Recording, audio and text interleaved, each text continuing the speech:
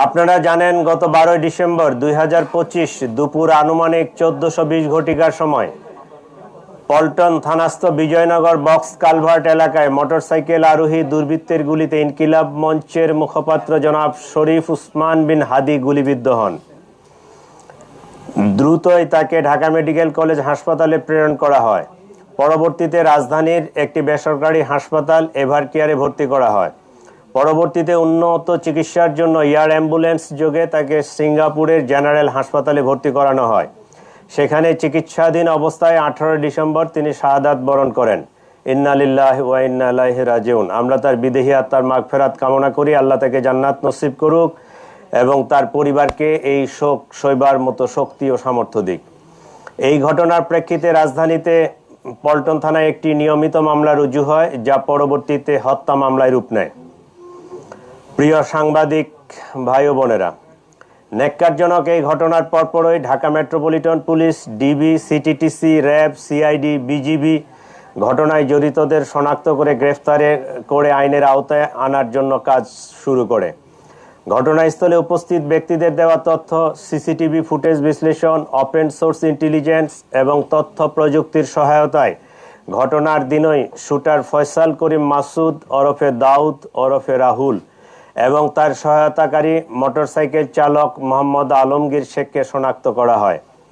তাৎক্ষণিক তাদের গ্রেফতারের জন্য আইন শৃঙ্খলা বাহিনীর একাধিক টিম সাভার, হেমায়েতপুর, আগারগাঁও, নরসিংদীতে অভিযান পরিচালনা করে। ধারাবাহিক অভিযানের অংশ হিসেবে ডিএমপির একটি টিম ময়মনসিংহের হালুয়াঘাটের সীমান্তবর্তী এলাকা পর্যন্ত অভিযান পরিচালনা করে।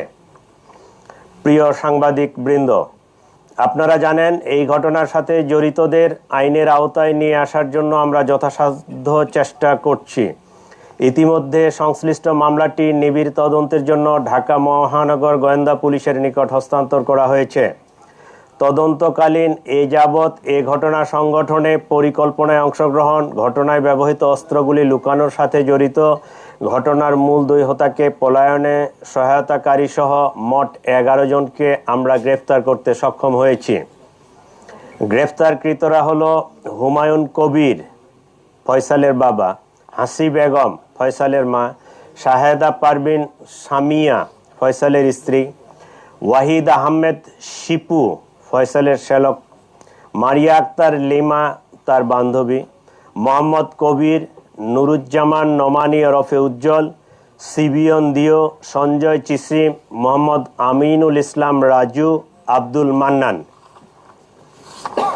এই 11 জনকে আমরা গ্রেফতার করেছি।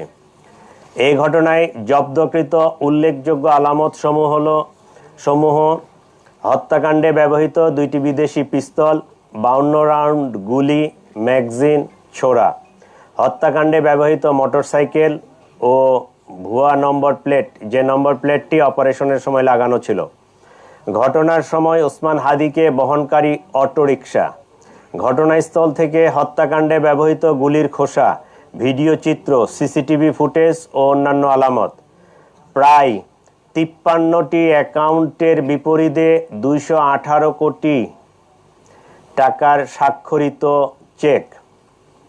প্রিয় সাংবাদিকবৃন্দ, তদন্তে প্রাপ্ত তথ্য, বিভিন্ন গোয়েন্দা সংস্থার প্রতিবেদন, গ্রেপ্তারকৃতদের দেওয়া জবানবন্দি পর্যালোচনা করলে দেখা যায় ফয়সাল ও আলমগীর ঘটনার পরপরই ঢাকা হতে সিএনজি করে আমিনবাজারে যায়। পরবর্তীতে তারা মানিকগঞ্জের কালামপুর যায়। সেখান থেকে পূর্ব পরিকল্পনা অনুযায়ী একটি প্রাইভেট কারে করে ময়মনসিংহের হালুয়াঘাটে পৌঁছে। ঘটনাটি তাদের পূর্ব পরিকল্পিত ছিল। এই জন্য আসামিদেরকে চিহ্নিত করার পূর্বেই তারা সীমান্ত পাড়ি দিতে সক্ষম হয়। হালুয়াঘাটের পূর্বে মুন ফিলিং স্টেশনে জনৈক ফিলিপ এবং সঞ্জয় তাদেরকে গ্রহণ করার জন্য অপেক্ষা করতে থাকে।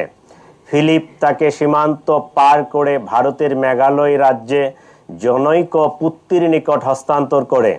পুত্তি এক ট্যাক্সি ড্রাইভার স্বামীর কাছে তাদেরকে হস্তান্তর করে। স্বামী মেঘালয় রাজ্যের তুরা নামক একটি শহর আছে, সেই শহরে তাদেরকে পৌঁছে দেয়। আমরা ইনফরমাল চ্যানেলে মেঘালয় পুলিশের সাথে যোগাযোগ করে যেটি জানতে পেরেছি, তারা ইতোমধ্যে পুত্রী ও স্বামীকে গ্রেফতার করেছে। আমরা সন্দেহ করি আসামিদ্বয় অবৈধ পথে সীমান্ত পাড়ি দিয়েছেন। এই ঘটনার সাথে বিভিন্নভাবে জড়িত থাকার কথা স্বীকার করে গ্রেপ্তারকৃতদের মধ্যে 6 জন স্বীকারোক্তিমূলক জবানবন্দি প্রদান করেছেন এবং 4 জন সাক্ষী তারাও 164 ধারায় সাক্ষ্য প্রদান করেছেন। প্রিয় সাংবাদিকবৃন্দ, চাঞ্চল্যকর এই ঘটনায় রুজুকৃত মামলাটি অত্যন্ত গুরুত্বের সাথে আমরা তদন্ত করছি।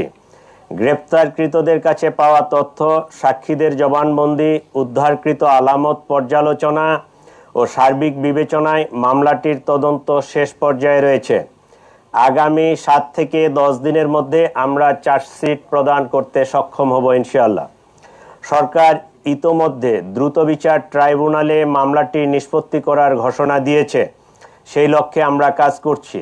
এই জন্য এই জঘন্য ঘটনার ন্যায় বিচার নিশ্চিত করতে রাষ্ট্রের পক্ষ থেকে, আমাদের পক্ষ থেকে সর্বোচ্চ প্রচেষ্টা অব্যাহত রয়েছে।